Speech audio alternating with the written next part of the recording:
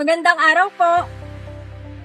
Masarap ang tinda, mahaba ang pila, at sold out palagi. Pero, after 6 months, temporarily closed? Bakit nga ba nalulugi ang mga businesses? Kahit masarap naman ang kanilang tinda, palaging maban. Diyan papasok ang financial management. Financial management is how a business handles its money. Kasama na dito ang pagpasok ng pera, kung paano ito ginagastos, at kung paano ito pinaplan, not just for the present, but also for the future.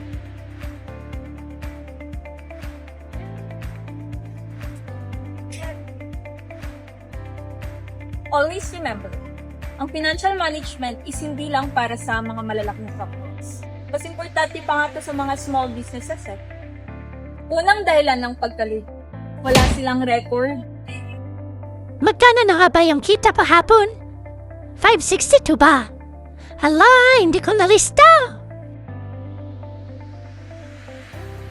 Typical Filipino business line. Sa tingin ko, okay naman. Marami namang bumibili. Pero kapag tinanong mo, magkano ba kinita mo last week? Hindi ko sure eh. Basta may kita kanina. Friend, hindi hulaan ang financial management. Second problem, magkahalo ang business money sa personal money. Business money. Pang shopping? Yay!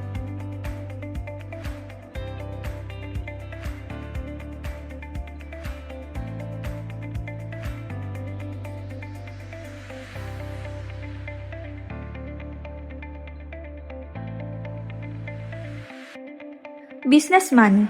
Pang milk tea featuring potato corner pa. Ano kayang pwedeng bilhin? Tapos, after 1 month, ba't parang walang kinita? Girl, meron, ginastos mo lang. Third problem, business na walang plan. Hala, paano to? May 2K increase sa rent, tapos sira pa yung blender, ref at CR. Wala pa namang extra budget for that. Hi! Sa business, isang problema mo lang, goodbye na. Financial management means, hindi ka nagpapanik kapag may unexpected na gastos. Solusyon? Simple lang. Isulat lahat ng gastos at kita. Ihiwalay ang personal money at business money. Mag-budget. At bantayan ng cash flow. If you practice financial management in your business, you gain full control over your finances instead of constantly reacting to problems. You become aware of where your money comes from, where it goes, and how it should be used wisely. This helps you avoid unnecessary expenses, manage your debts properly, and prepare for unexpected situations. With good financial management, you're not just thinking about today's sales or today's problems, you're planning for long-term stability, growth, and sustainability. In the end, it allows your business to make smarter decisions, reduce risk, and build a stronger financial future. And when the opposite happens, when financial management is ignored, money starts to slip away without notice. Expenses pile up, debts become harder to control, and business decisions are made without clear direction. Without proper records and planning, even good sales can lead to losses. Instead of growing, the business struggles just stay afloat, reacting to problems instead of preventing them.